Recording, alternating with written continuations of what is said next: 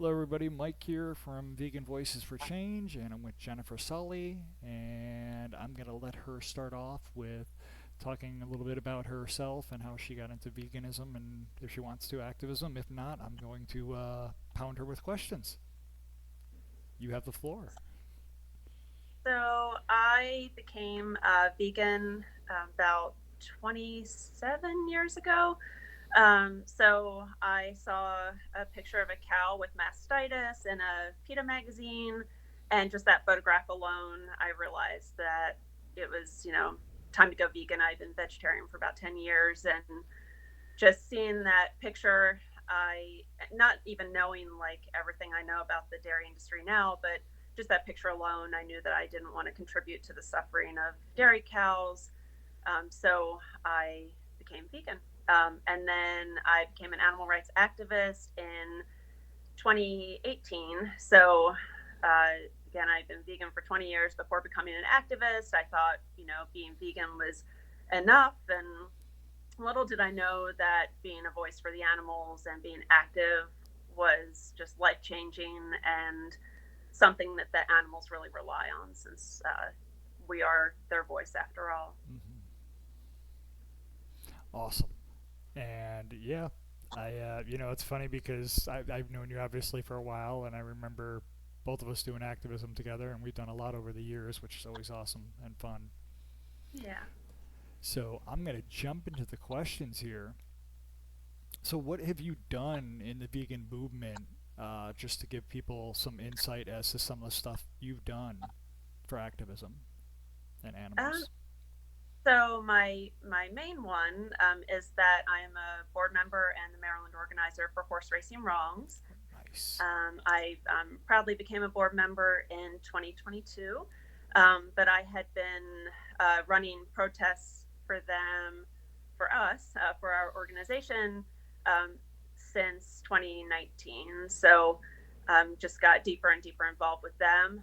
I've also done, I have run vigils at the turkey slaughterhouse, would be my second main thing that I've done on my own.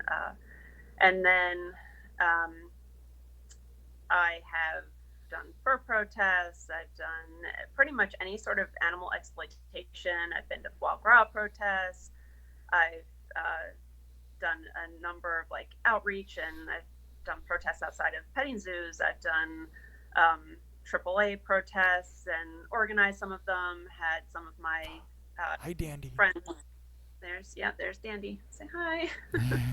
um, but I've yeah, it's pretty much if an animal's being harmed at the hands of humans, then I am more than happy to speak up for them. So, but my main one being horse racing wrongs is the big one. And we will link that people in the actual podcast here. So if you want to check them out and support them, that would be appreciated. Now, if I'm not mistaken, you actually spoke at a march, didn't you? I introduced speakers at a march years ago in DC. I have not spoken yet, so Well, it's still speaking yeah. at a march. That's still, I mean, Yeah. that's admirable. I think that's awesome. Yeah. So, what part of veganism actually makes people angry, not just offensive, that you think? Um. Hmm. I Like never. for outsiders, you think, Yeah, or for like like if you're doing activism, say you're doing a cube, and I know you've done cubes. What do you think gets some of these people triggered and so upset? I think when you know deep down that something is wrong and you're sort of put on the spot in a sense to think about that, I think that it triggers people to become defensive. And I think people do sometimes, yell and sort of get mouthy with us. I think a lot of that stems out of guilt. Not always. I think some people just like to, pick on the vegans and whatnot and the animal rights activists. But I think that some of that is guilt and just knowing, that were there to speak up on something that they've been, like, let's say, eating meat for, 30 years or something. And here we are saying, this is wrong and this is why. And they're sort of like backed up to a wall. So, but, wrong is wrong. So, Yeah, definitely. So, do you think that you need to be an activist to be vegan now that you kind of changed your perception from years ago, or do you think that, you know, vegans are vegans? Like, some people do think that, you're plant based unless you're actually fighting for the animals. What are your thoughts on that?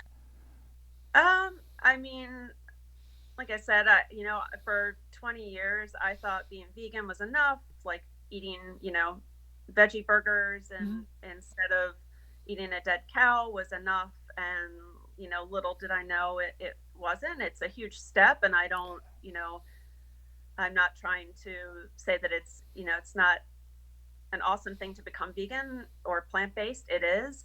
But I think that just being an activist and being out there and talking to the public and letting them know like the rights and wrongs of things and what's really happening to these animals, because these industries, the horse racing industry wants to hide some horrible stuff from the public, and horse racing wrongs exposes that. And same with animal agriculture. These industries don't want you to know they're not happy cows. There's no such thing as a happy cow, unless they're at a sanctuary or somewhere where they're living out their lives. Like Rosie is on my shirt, or Poplar Spring is another one. Great But sanctuary. Poplar Springs, I've yeah, been there. Well, you know that, but yeah, yeah. But I awesome. mean, so these industries just want to, paint this pretty picture, and it's just not like that. So I think it's extremely important for, for vegans to become active and to Yeah. get out there and speak up and, Mm-hmm. you know, And in defense, and for my question, in defense of vegans out there, I don't want you to think that I am criticizing anyone. Anybody that is vegan, you're saving lives, even if you're not an mhm. activist. And we I think all vegans will agree on that. So you know, Yeah. so here's kind of another question for you. So the definition of veganism is the practice of eating only food not derived from animals and not using products derived from animals. Now, to some vegans, it kind of has a different meaning. I'll explain mine in a minute. Does it have a different meaning to you, or a more extended meaning, or is that the extent of it to you? For me, it's just causing the least amount of harm. And so, a lot of people are, sort of accuse you of, trying to be perfect. And what if you hit that, insect when you're driving down the road? Or, they just want to find like all these little, like loopholes or whatever. And it's not about being Yes. perfect. Nobody's perfect. We all, I'm sure I've accidentally killed plenty of insects. I would never ever do it on purpose, but you know, um, it's just causing the least amount of harm and just being one with nature, one with the animals. I see dogs and cats and all animals as equals and Mm-hmm. like my brothers and sisters and family members and whatnot. So, Yeah. it's that's pretty much my stance on it. So I am right there with you. I see it the same way as doing the least harm possible, and that's one thing I use in my activism too. When somebody says, "Oh well, you still are eating vegetables from a field where they're killing animals." Well, yes, but we have to survive too, and it's about doing the least harm possible. Where by not eating meat, I mean, 70% of over 70% of crops grown are going to animals. So we cut that out, we could feed the world. Yeah. Yeah. Yeah. Yep. Do you think veganism, or excuse me, do you think activism attracts certain personality types for better or worse? Um, I mean, I've met some of the most beautiful people of my life being an activist, Mm-hmm. and my life, not that, I mean, I know some beautiful non-vegans, and my family, the majority of is not vegan. Mm-hmm. No, Phoenix. Phoenix is trying to knock the phone over. Oh Not now, buddy. boy, you Um, called that earlier. I know. Nope. But yeah, I have met some incredible people being active, and just it's changed my life for the better. And I, have so many just friends, and just people I can rely on, like-minded souls, and is just that's just so beautiful in and of itself, to just know so many people who feel the same way I do about animals and wanting to protect them. Yeah, definitely. So, do you think most people are lying to themselves or just emotionally trapped when it comes to pondering going plant based or going vegan? Uh, I feel like I think a lot of people, it's kind of like a convenience thing of like, if I just keep my blinders on, it's not happening. If I just keep scrolling by those posts with the truth, Yeah, then it's not happening. And just ignorance, maybe bliss for some humans. It's certainly not bliss for the animals. And definitely. I say that often, that there's ignorance is not bliss for them. Yeah, So, but I think that, of course, it's easier to, you know live in an ignorant state and just keep doing what you're doing, or do, I also believe that to some degree, we're brainwashed. Your parents don't sit you down when you're in, no offense to my parents, I love them to death, but yeah. no one sits you down and says, like, you know this cute little chick that you want to pet is this fried chicken that's on your plate. And you We're eating you it never next really week. Yeah, make that connection unless you kind of figure it out on your own later in life, which I did when I was 14. I looked at my dinner plate, and right then and there was like, I'm done with eating meat. So, um, it's yeah. that's pretty much. No, I'm with you. So, what lie does the meat industry tell that still fools people the most in your eyes? I think a lot of the labeling. I think, again, the happy cows is a bunch of BS. Even cage free and free range, Oh, from someone who has gone into chicken sheds at certain locations, mm-hmm. which I need to keep to myself. But Yep, that's fine. I've been in these places and documented, and I know firsthand that, even cage free is horrific. It's disgusting. The animals are piled on top of each other. Some of them are sick, and it's just not healthy at all. So I strongly encourage, people who are not vegan, to do like deeper research, and just realize that it's, you know, they're not, these animals are sick. And, and also, just, I mean, the turkey vigils as well. Those are, Oh, your organic, free range, happy, healthy turkeys that are stress free. And again, it's a bunch of BS. There's dead ones on the truck. They're sick.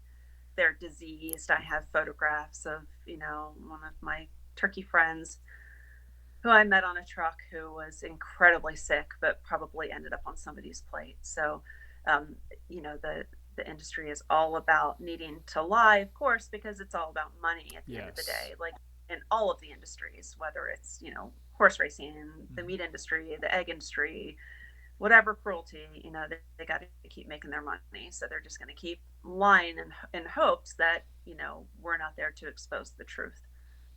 So, And people, if you're thinking about going plant based or vegan, you can look up these videos and see these on YouTube and all over the place and see what it looks like in these places. Um, Dominion. yeah, Watch Dominion. great. Yep. I mean, there's many documentaries. If you are interested in any, I hit me up. I will let you know. Not a problem. So let's move on to something else. What does horse racing get? Excuse me. Why does horse racing get a free pass compared to other animal industries? I mean, at least I Um, feel like they get a free pass with this stuff. I mean, like, lots of times, like, I know you know that, like in Pennsylvania, government money, that my tax-paying money is going to help these freaking industries that are dying, and why are we bailing them out? I mean, Yeah. So I think with horse racing, I think a lot of people see it as, tradition, and it's been going on for hundreds of years. And, they just, I mean, even myself, for people who don't know, Horse Racing Wrongs, we're a nonprofit nationwide organization to end horse racing. We're the only organization out there to end horse racing. And so even, when I started protesting with Horse Racing Wrongs in 2019, I didn't even know the ins and outs. Nicole and Patrick, who run our organization, who are phenomenal and have educated me a ton. I have learned a lot since then, and it's the solitary confinement, and there's so much cruelty from start to finish with horse racing. So, but I think a lot of people, including myself, until I dug deeper and got involved in the organization, just didn't know. It's kept away from the public yeah, eye. Like, most people don't know these race horses are confined 23 hours a day. yeah. So that's standard practice. And so, and the vast majority of horses who we report on, or when they're killed, are 2, 3, and 4 years old.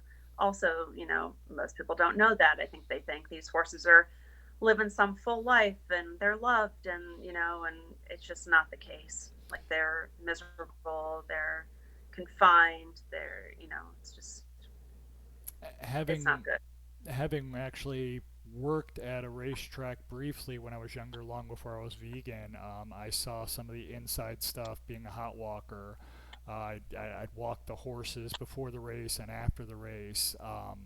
And I mean, I knew that they were giving them steroids and stuff like that via the food, as well as injections. And I even asked one of the other people there, and I was like, isn't that, illegal? But he's like, well, they find other reasons that they need to give it to them. I'm like, okay, and I was like, I worked there, I think 2, 3 weeks. And I was like, I can't do this. I can't. And even then, I wasn't vegan, and I was like, that's just wrong. Just, Yeah. mm, We have people sometimes stop us and tell us how they're treated like kings, and it's like, again, uh, I won't go into my locations and yeah, whatnot, but I've seen the stalls. Like, they're not treated like kings. Like, the insulation's falling from the ceiling. Like, it's super small they're stalls. They can't move miserable. around. They're, you know Yeah, doing all this cribbing and different actions that display how stressed they are, and yeah, how they're just not well, yeah, obviously, because they're kept in there all by themselves and just not getting the attention that they need. And it's just horrible. yeah. It definitely is. So, what lie about horse racing is the hardest one to break through when you're talking to people?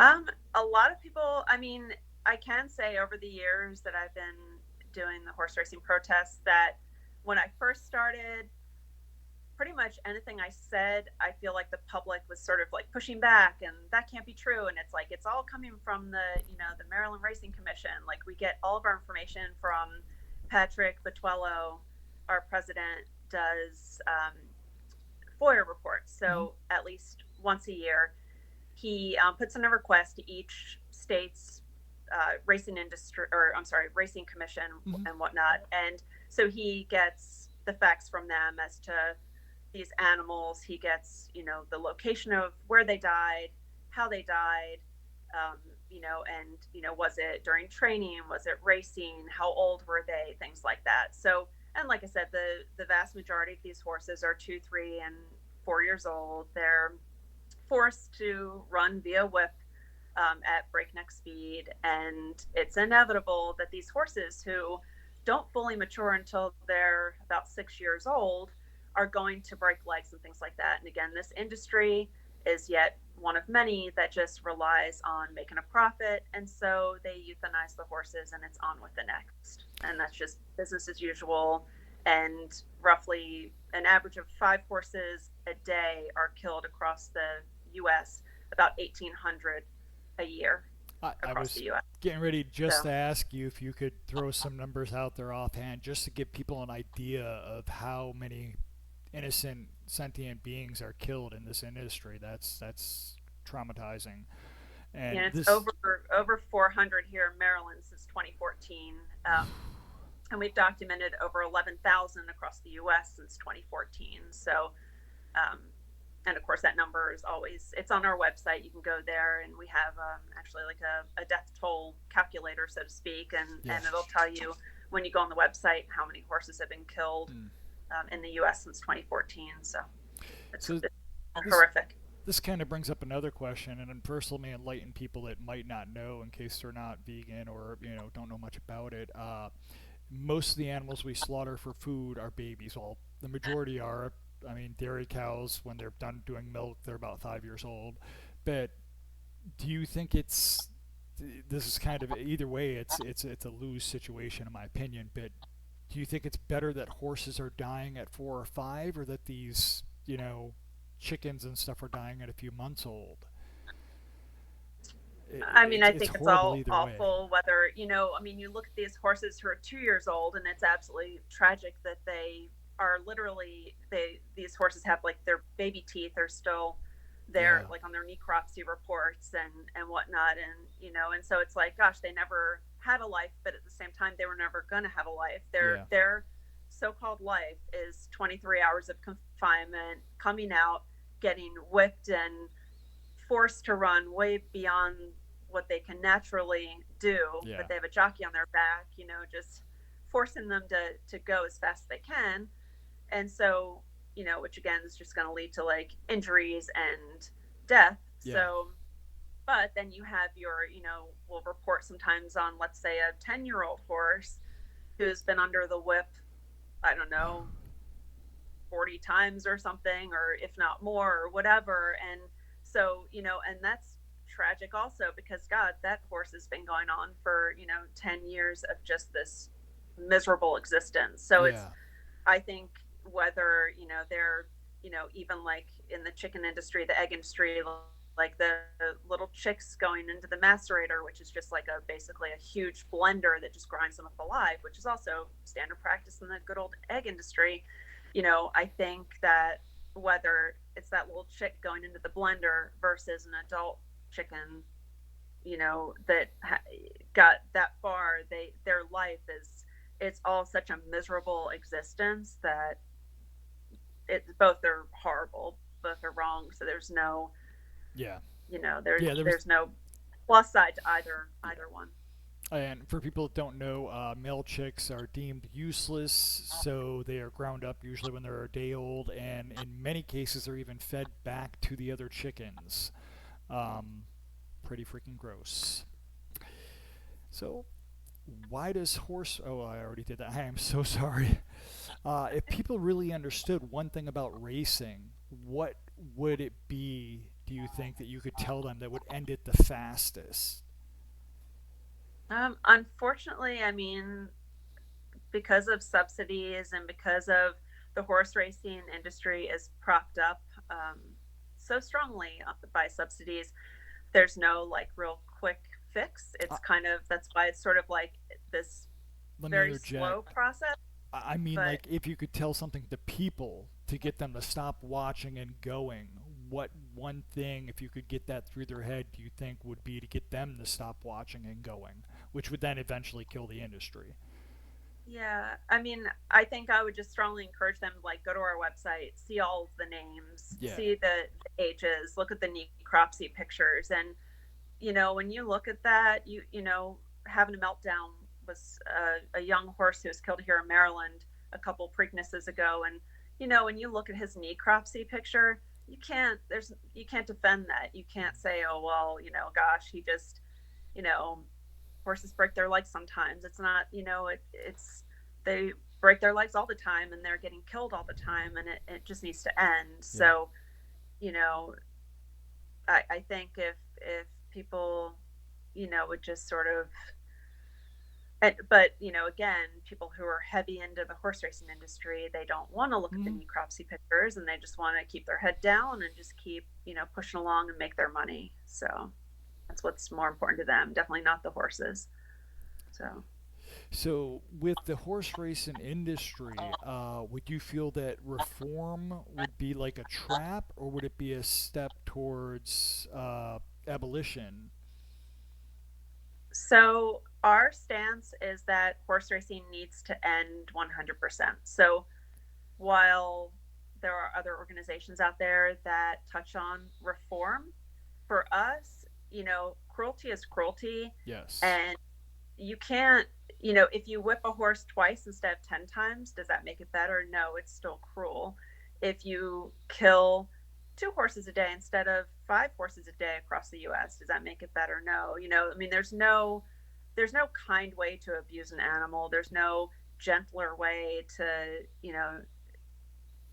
make it better. It just needs to end altogether. Every aspect of horse racing is disgusting, Yeah. and you know, there's there is no, as far as I'm concerned, and my teammates on the organization,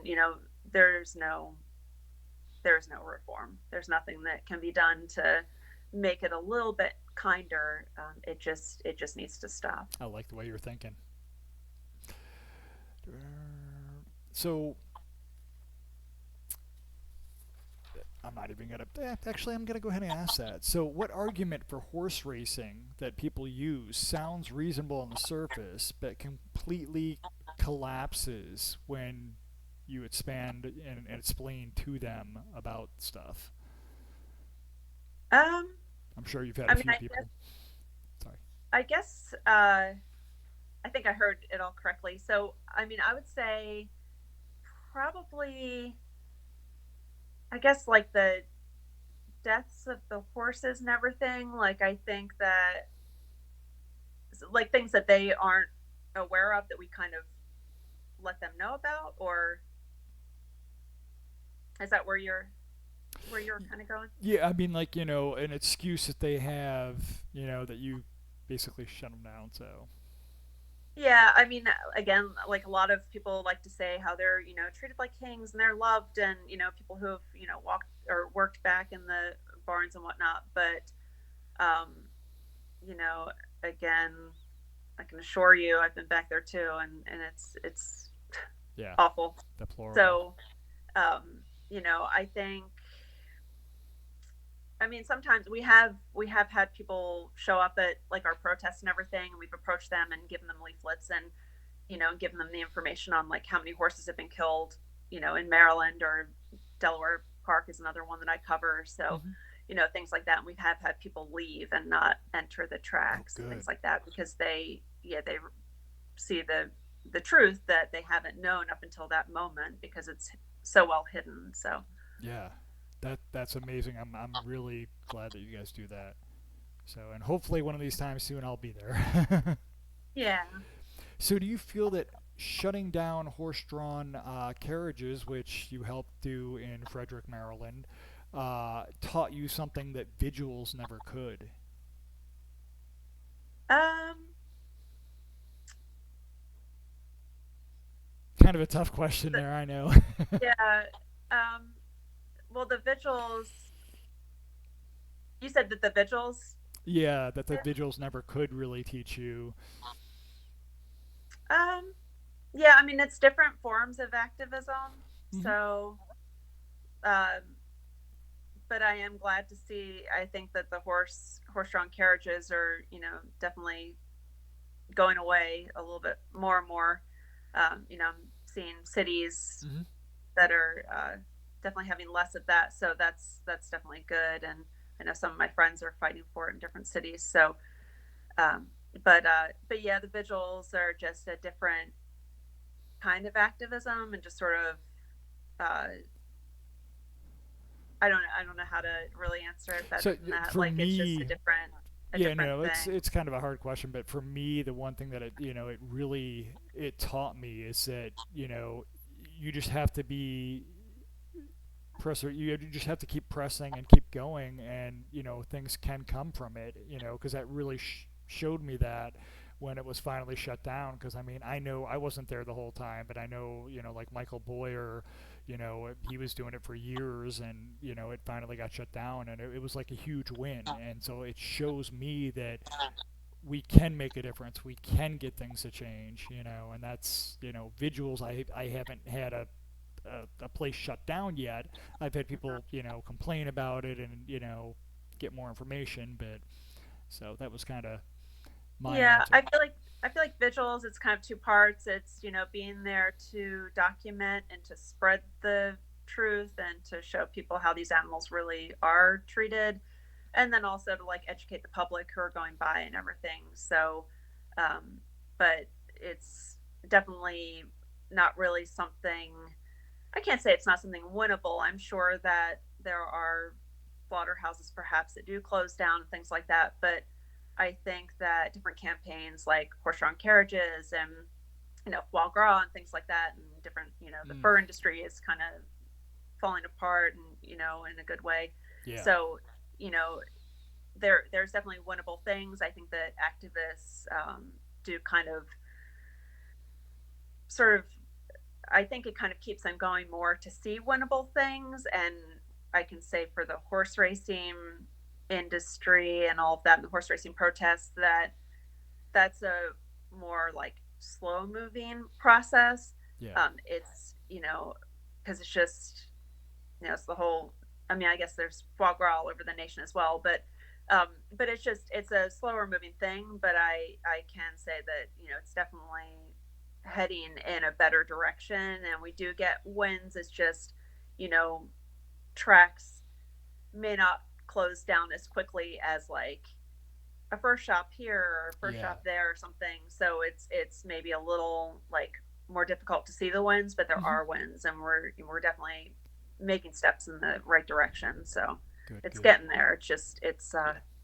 with any exploitation, with any campaign or whatever, it's a lot of work, and just to just keep pressing on. So Yeah, I was going to say with any social justice movement, it's, just taking any little win you can get here and there and slowly building it up, and yeah. history has shown us that, that happens and that works. So, yeah, awesome. So, do you think that peaceful only activism is holding veganism back? And by that, I mean like, there's been some activists like Gary. I'm sure you know Gary. He, when he was in Canada and he went into the mink that they were using for the mink fur, the slaughterhouses there, and actually damaged the machinery and stuff like that. Do you think forms of veganism like that, where that activism there that these people are doing, is acceptable and okay?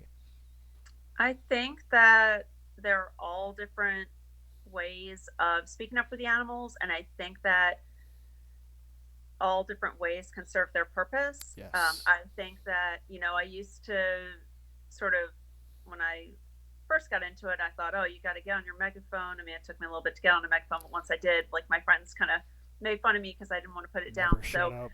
um, but I used to think that, but I used to think like, yelling into your megaphone was like the way. And then, since then I've learned like sometimes even like a silent protest or like a silent demonstration where you're holding signs, or, we'll do like memorials or Hmm. whatever at the racetrack or wherever, Yeah. and vigils, are silent. And the silent demonstrations can be even more powerful than a loud, Yeah. explosive protest. And I think silence does speak volumes in a lot of ways.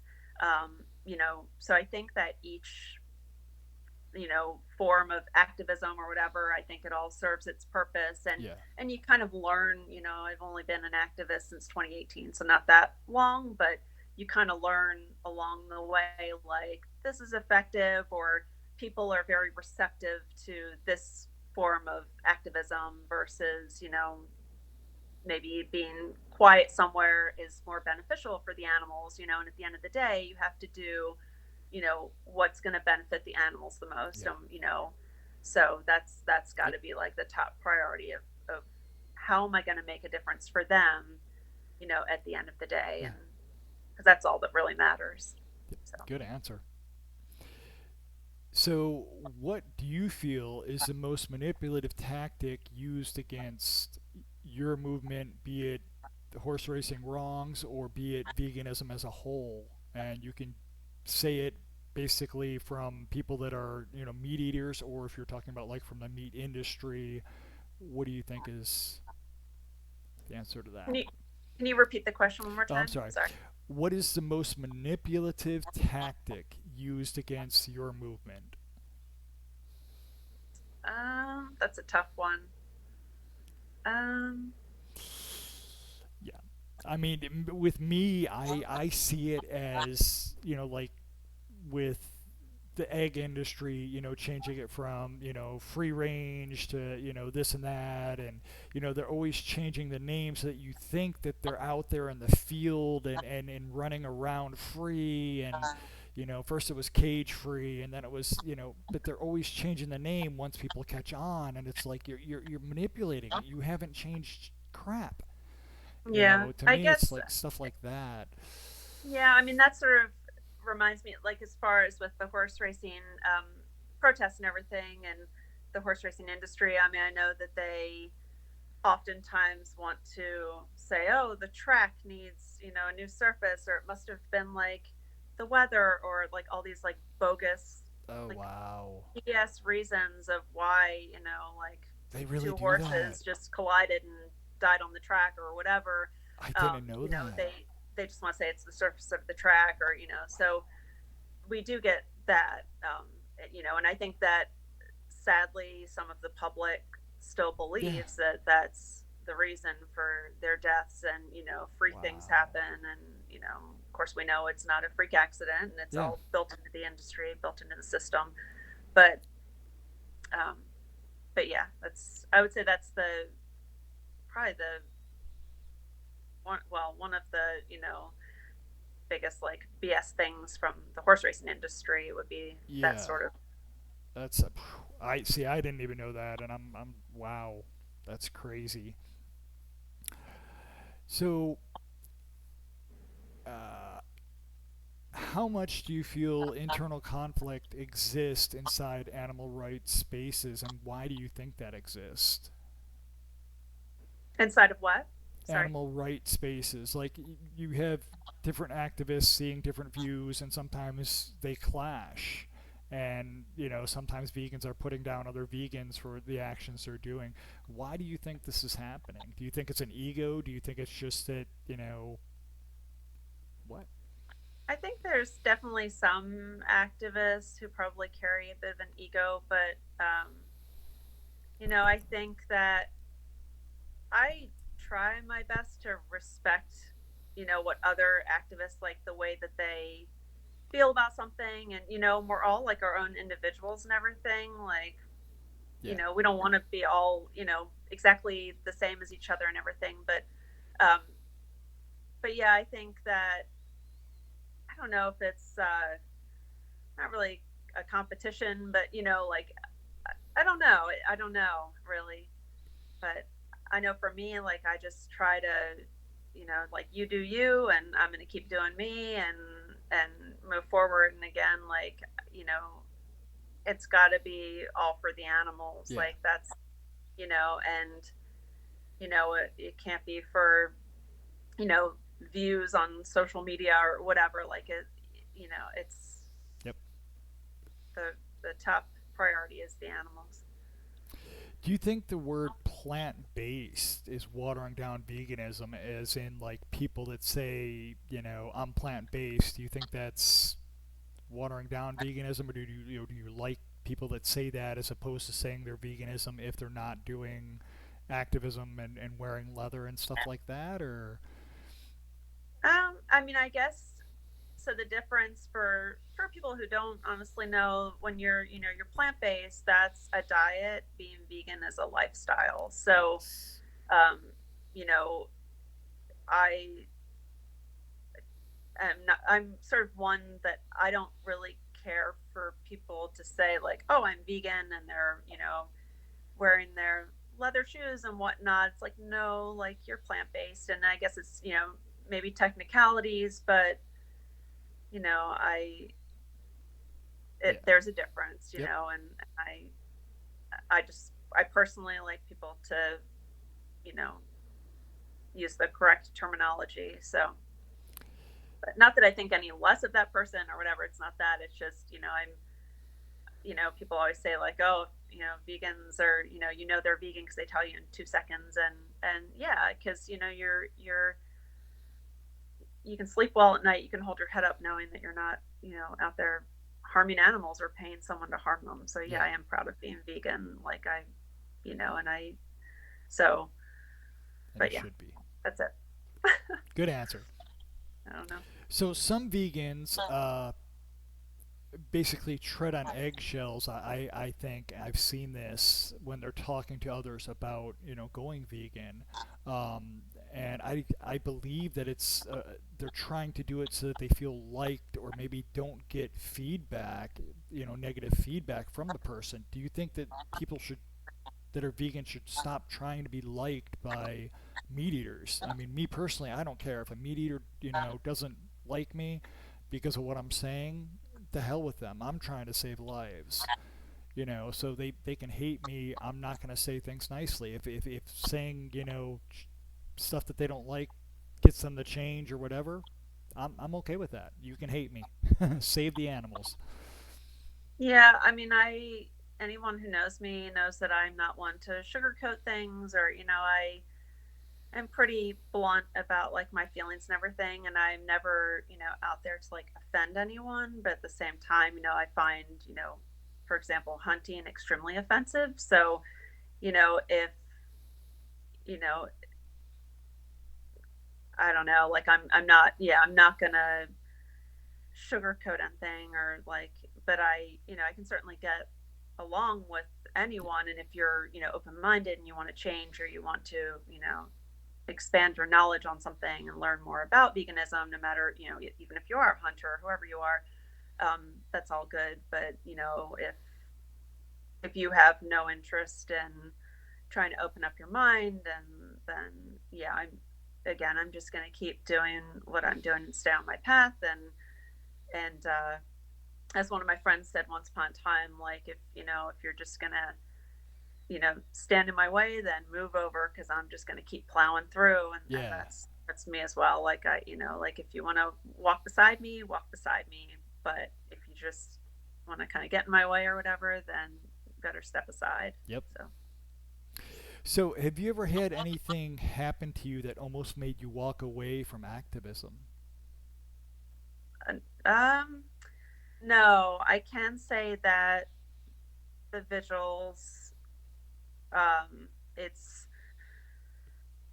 to put it respectfully, like, it can certainly mess you up to some extent. Like, it definitely, once you see something, you can't unsee it. And I know there's activists out there who have probably seen a million times more than I have, but I've, in my short, whatever it's been, 7.5 years of being an activist, I've seen a lot. And it's sort of like a movie that's constantly playing in my brain. And so uh you can like shut it off here and there and everything. It's not constantly playing, but it's always right there. And it's always, there's always this heaviness in my heart and everything, because, again, like, I know what I've seen, and the friends who I know are now dead. And so, my animal friends. So, um and I can't even remember your question now, because I'm totally just going down.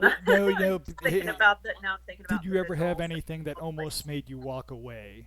Yeah. So, So no, I mean, the emotional heaviness of it, yeah, I do encourage anyone who, I've been to the turkey slaughterhouse, I've seen the chickens, I've seen the cows, I've seen pigs at a couple different slaughterhouses. Anybody who, goes to those, or is heavy into like documenting, and, and things like that, I strongly encourage to find your balance. Or if you realize that, you just need to kind of take a step back, listen to yourself and take a yeah, step back, like, and so that would be the only thing I can say. That for me, like, for me, I would like to say burnout doesn't exist. I mean, I've been working in the vet field for 35 years. I've been an activist for 7.5 years. I plan on being an activist for the rest of my life. Like I hope nothing ever breaks me.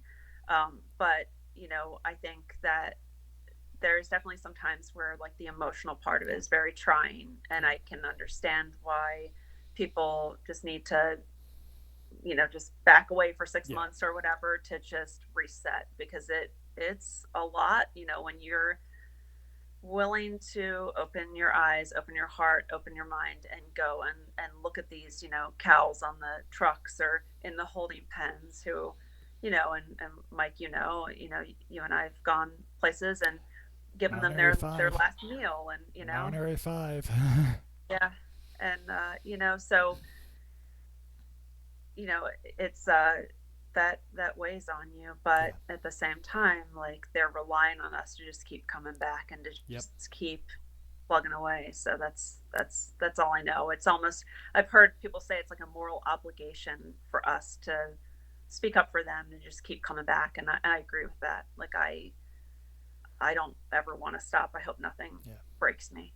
The most traumatizing thing I ever had happen was actually not long before I went vegetarian, and then led me to veganism. I was helping out Soy Dog Foundation and raising money for them. And I watched videos of dogs over in Southeast Asia and how they kill them. They Mm. believe that causing them pain before killing them makes the meat more tender. So they would break their legs, they would boil them alive, and I listened to it.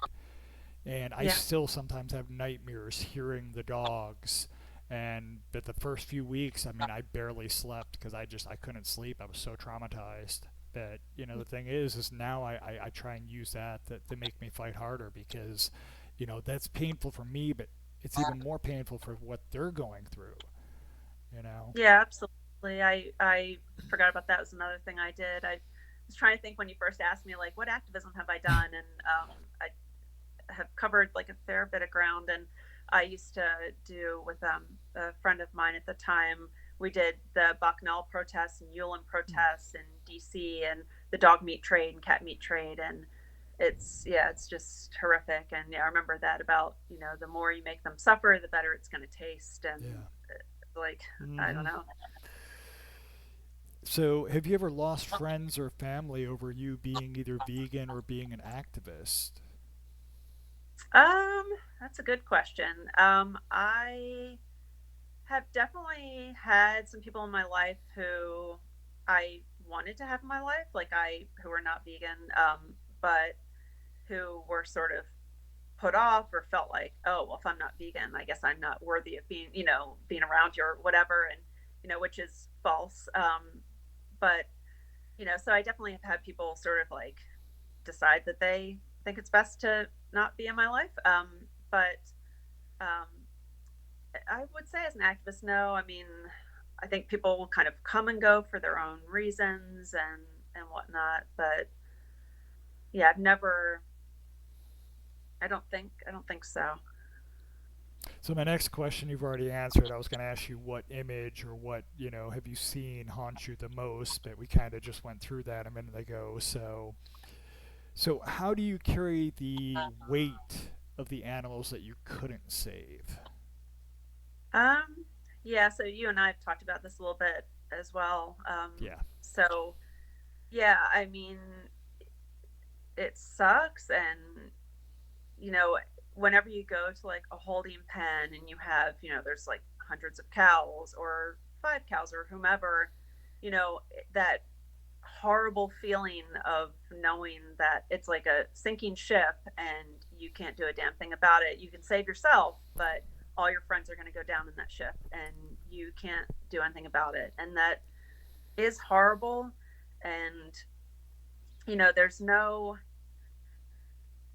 I don't know. I guess I just feel like the more people that you can educate and the more people you just keep pushing and just document and get it out there, that you're not gonna necessarily change the world, and even change 10 people, in a week or whatever, but every bit of information that you can get out there and try to like educate people and show them like this is how they're treated.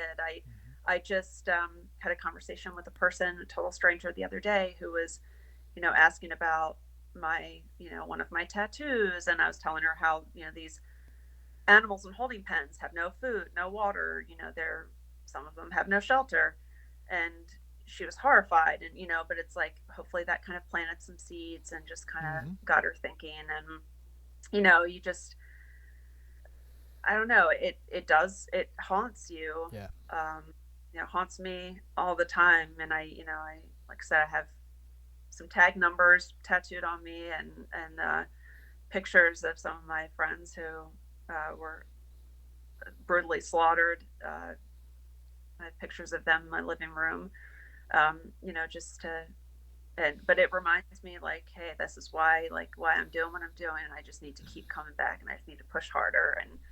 And there are days when I just want to curl up in a ball and cry my eyes out, and that's okay. And I do, and I break down, and Yeah. then I, you know, brush off the dirt, get back up, and just keep going.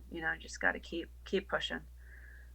So if you're not vegan and you can't understand why people like Jennifer and myself and other vegans feel this way about animals so strongly, look back to World War II, to the people that were fighting to save the Nazis, or excuse me, save the Nazis, the fighting the Nazis to save the Jews. From the atrocities that were happening. Basically, what we're doing to animals is a genocide. It's the biggest genocide ever. You add up all the killings of humans over the course of history, and that's not even close to how many animals we've killed. So, we are fighting for them, and we see them as people fighting against the Nazis saw the Jews. So that'll give you guys a little insight if you're not vegan and don't really understand that. Um, do you think activism can become addictive?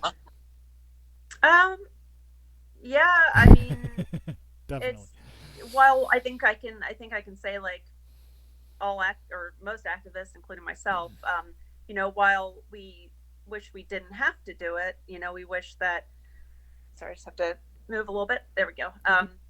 But you know, while I wish like horse racing would end, and the world would become vegan overnight, and we wouldn't need to be out there. I think that once you're out there and you're speaking up for them and everything, it is something that you just want to keep doing. I don't know if addictive is really the word, but like I know my purpose. I know what I was put on this earth to do, and what God's plan is for me. So, um, I but again, like if we never had to be active ever again, that would be beautiful, because that would mean the world's vegan and all is one and there's peace.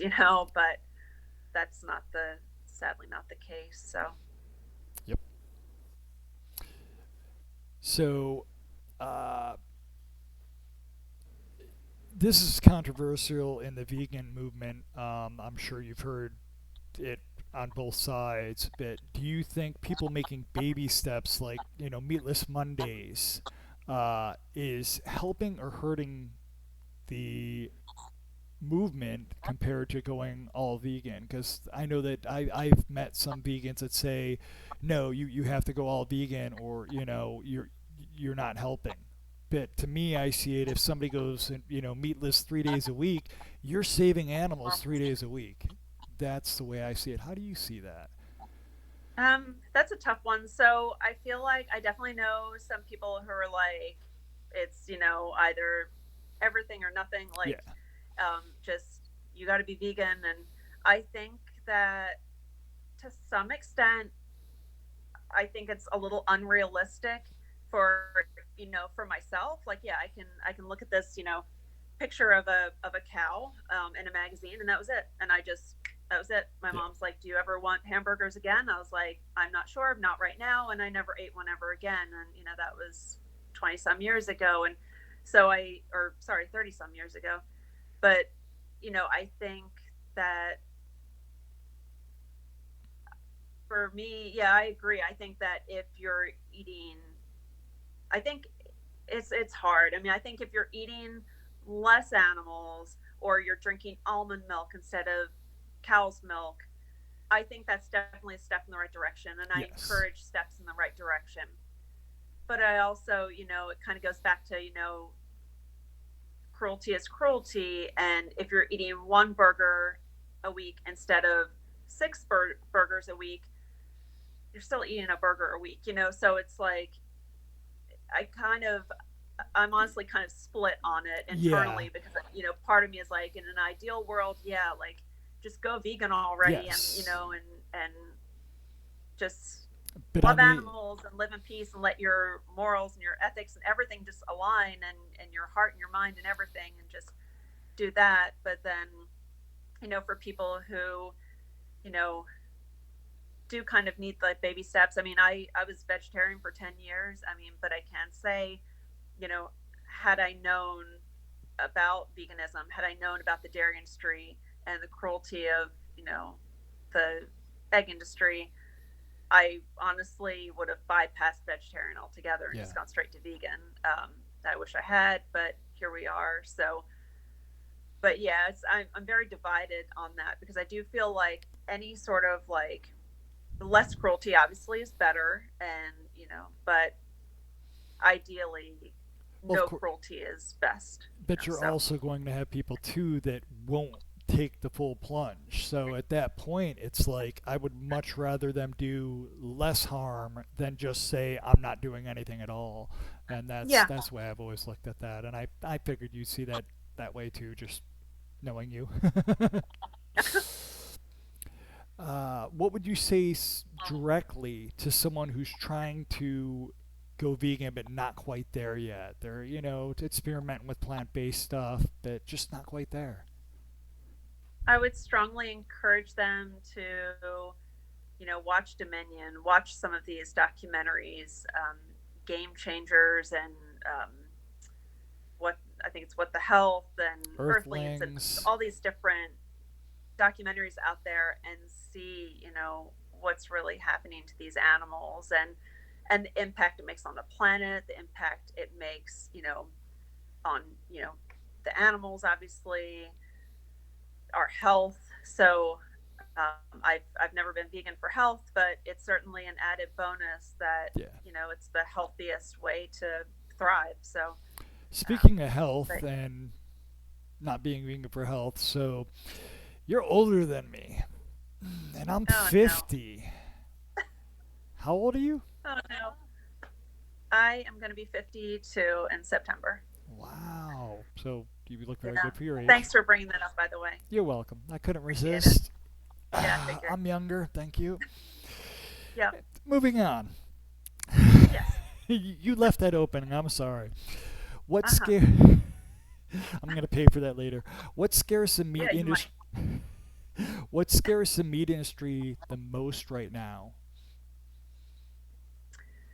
Probably the fact, I think, with a lot of different industries, I think just the exposure of the truth. So I think just the activists getting out there and speaking out against the cruelties and everything. So Me personally, I think the biggest thing that they're afraid of because they tried so hard to get the ag gang laws going and stuff like that, and even in some states they still try, even though it's been shot down by the Supreme Court.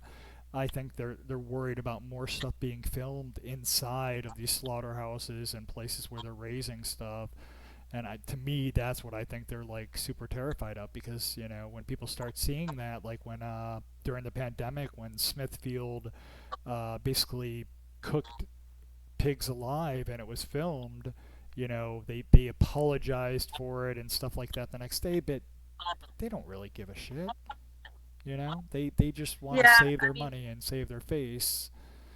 that does make sense because, like, I know for me at the turkey slaughterhouse at Plainville Farms in PA, in New Oxford, they do everything they possibly can to hide the turkeys from the cameras. Obviously Mm-hmm. we can still see them, we can see them hung up by their feet and going around on the conveyor belt and whatnot. So but they'll put up a this green tarp Tarp. thing, and they'll all these different ways to try to block the camera, and They, so they I definitely. sorry. I remember when I used to go there with you. They almost every single time they called the police, and the police would show up to ask us what we're Oh, doing and stuff like that. It's like really like we're going to be intimidated by the police. We're peacefully protesting on public property. You yeah. know, it's sad. So what happens to society when slaughterhouse disappears? I mean, Aren't the animals for going to overpopulate the planet? well, most, or I should say, all the animals who I've met at slaughterhouses, and sadly, the animals who I've met at sanctuaries, who I love dearly, never should have been born at all. So when you know if the world were to go vegan, these animals, people say like, oh, well, you're going to have like thousands of cows or millions of cows and billions of chickens, and well, they wouldn't be bred, they wouldn't be here, they never should have been born at all, is the sad answer to that. So while I love my animal friends at these sanctuaries, at Rosie's and at Mm-hmm. Poplar Spring, and different places, they were pulled from horrific, terrible, Yeah, existences. I can't even say lives. I mean, yeah. it's not a life, it's just an existence. And so, yeah, I mean, I think that it wouldn't be it shouldn't be an issue, because they wouldn't be mass produced anymore, and the planet will be better. And like Mm-hmm. you had sort of touched on earlier, that it's mind-blowing but 100% true, that if the world went vegan, we could end world hunger. We could Because feed the planet I many don't know if times you want me to over. go into that, Go ahead, go ahead. or if you so basically, people always ask like, oh, that can't be true. Well, it is, when you figure you can eat the corn, the soy, all of those plants you can eat directly and feed those food products to humans, to hungry people, instead of filtering the soy, the corn, whatever, through a cow and then killing the cow. And I don't know all the numbers and figures by heart, but for how many like gallons and gallons of water it takes for, you know, to make a steak or whatever. Um, but the numbers are mind blowing. But Mm-hmm. it is true that, so you're not like filtering your food. Real food is grown, not born. And so when you have your corn and everything, eating it directly instead of filtered through. So And now many meat eaters will throw back, well, they're not fed vegetables, they're fed grass. But just for people that think that, if you're watching this, that's not true. Very few animals are fed grass. If all the cows were fed grass, we would end up running out of land. Look at the videos, do your research. And this is why grass-fed beef costs so much more, because it takes up more land, it takes up more money for these people to do that, and it more time. The other thing too I wanted to say is, people that, if you hear somebody say, well, these animals wouldn't exist if it wasn't for us, so we're doing them a favor. Would you want to be brought into this world, enslaved, abused for 3 to 6 months, or maybe 5 years if you're a dairy cow, and then murdered? What kind of existence are we giving these animals? So, think about that, people. So, a few more questions for you. If somebody was on the edge about trying activism but wasn't sure how to start, what would you tell them? What advice would you give them if they were, vegan, but like, I don't know if I want to do activism. Maybe I should, maybe I shouldn't.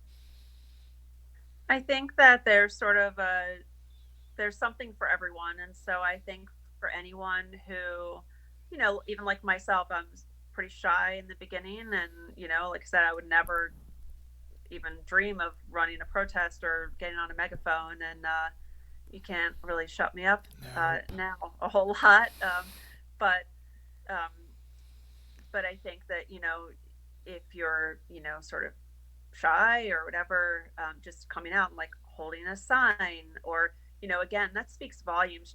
If someone's driving by and they see, five people holding signs, I'm sure they're thinking like, oh, I wonder what's going on there. But if you see 20 people holding signs, you're like, oh, like this is, something Mm-hmm. interesting, like what's going on there. And then, if you have an even larger group, then, it's like, wow, that must be something really important. And so even just standing there in silence with a poster or something like that, I mean, I strongly encourage like leafleting, things like that. The public is very receptive.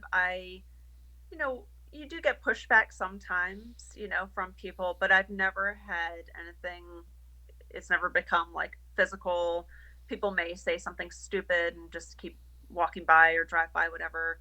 um, it's never been anything like so offensive that I couldn't handle it or something like that. So, I mean, I think that, but if you are starting out with activism and you think, well, gosh, I really feel like the vigils might be my thing. Like, I really kind of need to see it for myself and kind of see, what's happening to these animals on the trucks and all of that. Then, try that. And, just sort of, you just have to kind of find your way Mm-hmm. of what suits you, I guess. Because, and some people, it is getting on your megaphone and scream like hell. It's a And I don't used to shut up. call I still call my megaphone, it's like a free punching bag. It's great. It gets out a lot of tension and frustration. So that, I think that's maybe part of why I've just kept at it and haven't stopped. And because I have like that outlet of letting out my rage Yeah. against things that piss me off. So And for people too, another way that you could do activism is, if you're not bold enough to try that, you can even start posting on Facebook or Instagram and these other things, because it all adds up, it all helps. And especially too, if most of your friends aren't vegan, you're planting seeds with other people.